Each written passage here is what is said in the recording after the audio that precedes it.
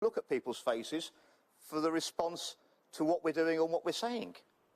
So what about, I don't know, somebody like Simon Weston, who can't necessarily show his facial expressions given what happened to him at the Falklands and he was so hideously burnt? So, I've met Simon many times. Yeah, so, I mean, does that offend you?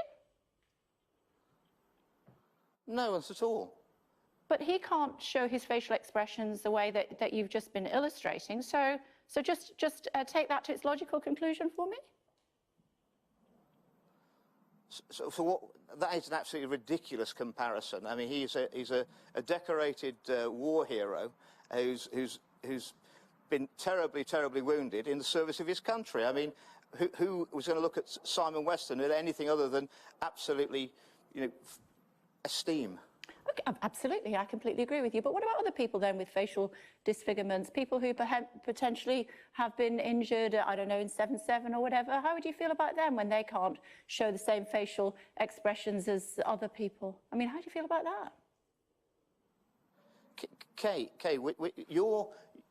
I'm talking about the science behind the behaviour of how we interact generally as human beings with each other. There are millions of years of evolution in us making a decision on looking at people's faces, right. Yeah. As to whether we want to trust them, whether they believe what we're saying.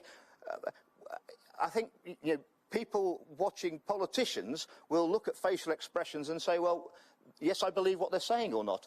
You wouldn't be happy if I were wearing a mask at the moment or a full-face helmet and you couldn't see whether your viewers could actually think, well, does Andrew Bridgen actually believe what he's saying or not? What I'm talking to you is the science of human behaviour. Yeah, and recognising... And how people may feel uncomfortable if they can't see the response. But you don't feel it's that people have been facially disfigured, so it is just burkas then, really?